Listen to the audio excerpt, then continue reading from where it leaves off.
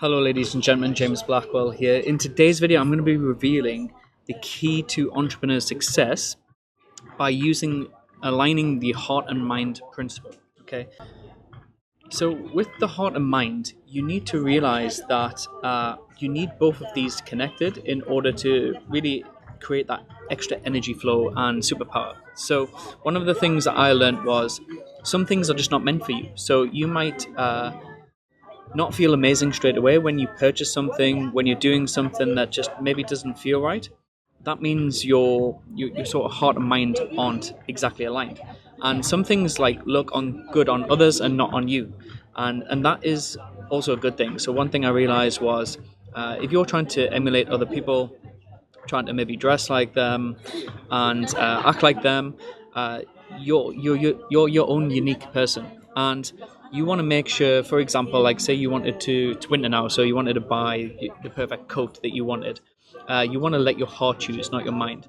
So you will know, like, when you walk in a shop and you just instantly drawn to something and you're like, that is for me. You try it on, it feels amazing. You don't need to analyze it. You like it, you love it, and that's it.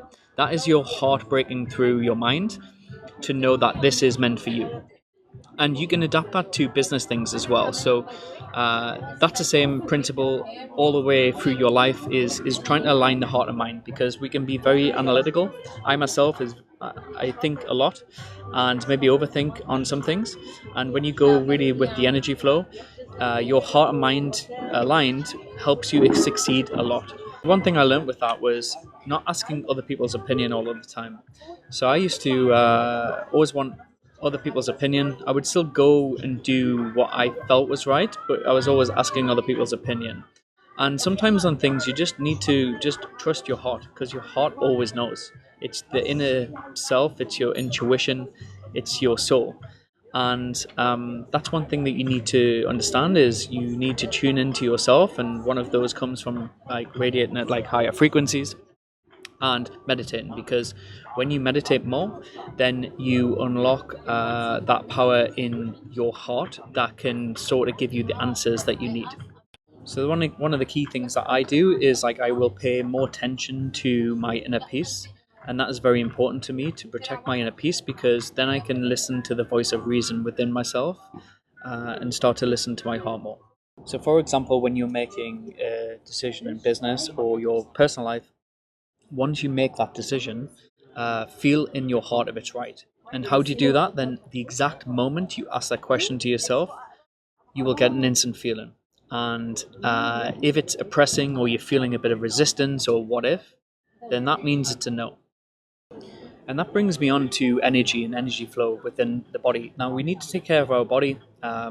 When you're tense all of the time and muscle tense, it really changes your mood, and that can give you negative energy. So, energy in the body, you can feel tired and but comfortable at the same time, and cheerful at the same time. So, if you're feeling tired, but just maybe act cheerful, be more positive, and get yourself comfortable, you can still raise that level of frequency even if you feel you don't have energy. Because free energy, the intention is the driver. So if you have the intention that you've got high energy flow and you're positive all of the time, you will attract more energy through your body, through the top and the bottom of your body.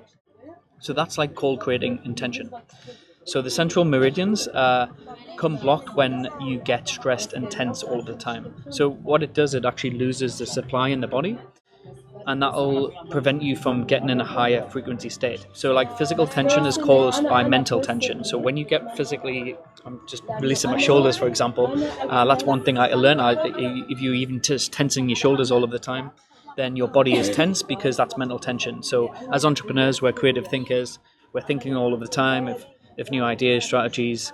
There's a lot of stress you can handle in your mind, but you need to deal with that mental tension, because things in your mind need, like, the importance needs to be reduced. So I've talked a lot about reducing the importance of things, because when you put excess meaning to whatever it is that's stressing you out, just try and let it go. Try and let it go with the energy flow. So one of the good books about that I learned was The Surrender Experiment by Michael Singer. And that's a great book about, he's a self-made billionaire. He was like a yoga enthusiast and just meditated all of the time in like a big woodland in the US. And then he created like a accountancy software company, in America, and he talks a lot about just letting it go. So that's one thing that you need to do if you want good energy through your body. You need to learn to let that mental tension go, which will help your body tension go. And one thing that you need to learn from that is you can never change a situation for the better when you're carrying a heavy load. Now, this really hit deep with me. Is a pendulum has you hooked into an importance. So whatever you're carrying on your shoulders, whether it's other people, family members, friends, most probably like business things, you need to learn to reduce the importance, because that's what the pendulum's doing, is it's making you carry that heavy load on your shoulders. Now, to eliminate that stress, it's just reduce the importance, let it go off, and let go of the attachment. So maybe stretch, rest back, and just try and increase that mood and vitality in yourself. And one of the other key things about energy is energy vampires. So energy vampires, these are people that do this sometimes subconsciously too, just because they're at a lower frequency state. So when you're around other friends and family members, you will always have that negative person, and they are energy vampires. And you want to make sure that you're not around them as much as you can be, because even if they're not intentionally doing it to you, their subconscious mind is programmed to be an energy vampire. So when you tend to find like really nice people, really highly vibrant people, good energy people, negative people get attracted to them because they can sense your aura. And a weak aura means people will spot weaknesses and energy suck from you. So you want to have a flow of energy throughout your body. It's a bit like sexual mutation, like that goes all the way through your spinal fluid. And you want to try and conquer that without using force. One of the key things that I learned with this energy and like the mental tension, that your body can really get clogged up with stress, and it blocks the meridians, so it'll make it difficult to live a fully active life. So that's one thing that I do. I try and reset, even if it's just like every 90 days or so, or every 6 months. I'll try and go away for a week somewhere and just try and switch off, read, meditate, journal, be in a different environment, because I'm always in like high work mode and high activity mode. As being an entrepreneur with multiple businesses, like it's very hard to turn off. So that's one thing that you need to try and do, is like if you want to be if you want to really touch your higher self and reach those higher levels, you have to learn to be able to reduce the stress, so you can have a full energy flow. So that's pretty much what I was going to cover on the energy and how to be a highly vibrant entrepreneur. I'm actually just spending my Sunday here in Dubai in a place called Matcha Club. Actually, it's a cool place to come for paddle. I always used to play paddle here, but I haven't played for a few weeks now. But it's got like a nice cafe area in here as well, and obviously some paddle courts. So I'm enjoying like the nice weather, even though probably the rest of Europe and England is probably cold and a bit grey and miserable. So obviously the weather here is the best this time of year, like November, December, January. It is a nice time to be here. So I hope you enjoyed the video. Let me know what you are like working on in your inner self, like in the comments below. What else you want me to cover off on raising the vibration and frequency in yourself. It all stems from meditation at the start. So even if you're disciplined to do like 15-20 minutes a day, that's pretty much all I do. I've went through stages where I would do 1 hour, 2 hour meditations, but that was probably a long time ago now. So it compounds over time, and I tend to find that the more years you've done meditation, naturally the more calmer state you can be in, and the higher stress tolerance you can handle. So that's definitely been something that I've learned over my entrepreneurial journey over the last decade or so. And I'm obviously enjoying things in Dubai, but I'm still thinking about this coming year in 2025, maybe making a move potentially back to either London or potentially New York.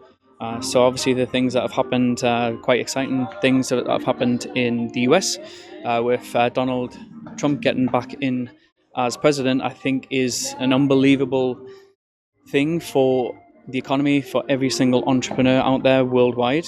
It just means I honestly feel like the golden years are ahead.